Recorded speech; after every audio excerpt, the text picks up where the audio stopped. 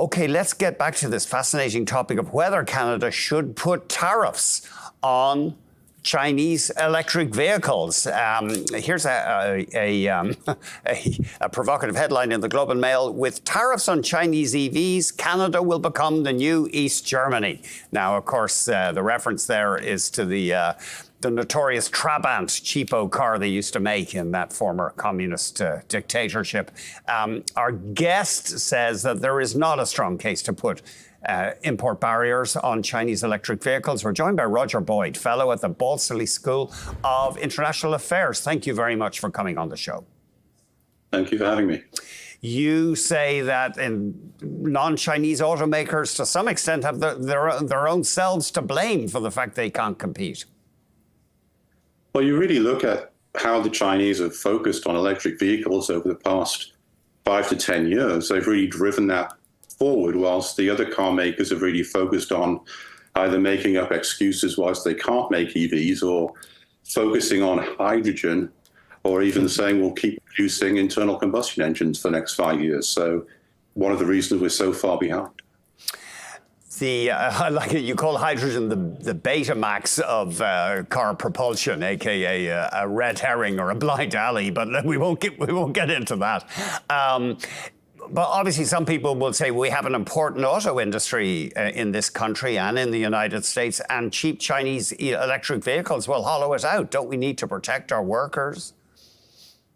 Well, we've already been hollowing ourselves out for a long time. And right now we have a paradigm shift in cars, the electric vehicle. And China, the way it's driven its industry, is now far, far beyond us, right?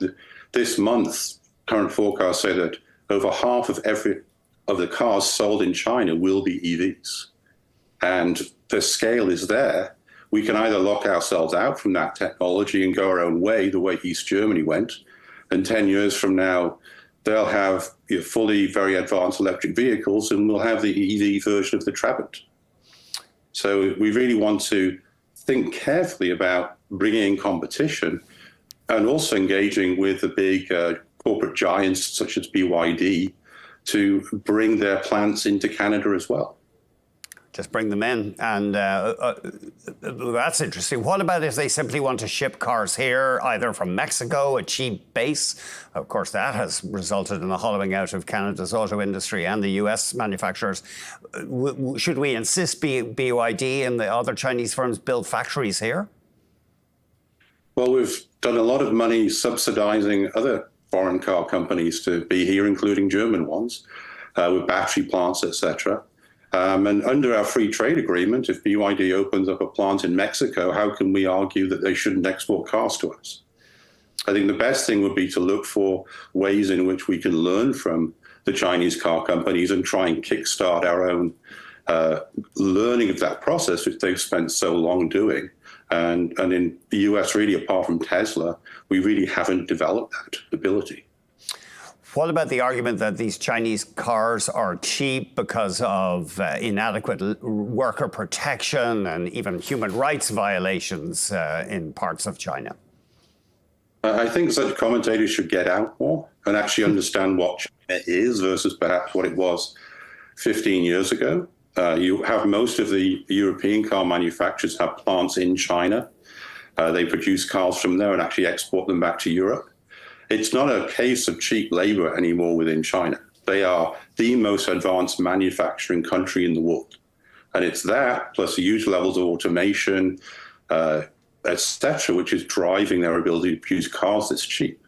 They're actually leading in the technology, including in plug-in hybrid technology now as well, which now Toyota is going to use the plug-in hybrid technology from BYD, for instance. What about the argument that we need to protect our nascent EV industry until it can compete with China? What nascent EV industry? Well, there are moves to make more electric vehicles in North America, not on a scale comparable. Well, it's not really the commitment. What you've seen recently with GM and Ford is actually pulling back from EVs. Ford is actually said it's pushing back against some of the models it was going to make in EVs. So there really isn't the pressure, the competitive pressure in North America on Ford, General Motors, et cetera, to actually drive forward with this.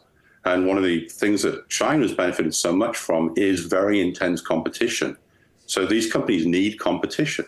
Otherwise, they'll just keep selling very large, very expensive, very high profit margin trucks and SUVs, et cetera.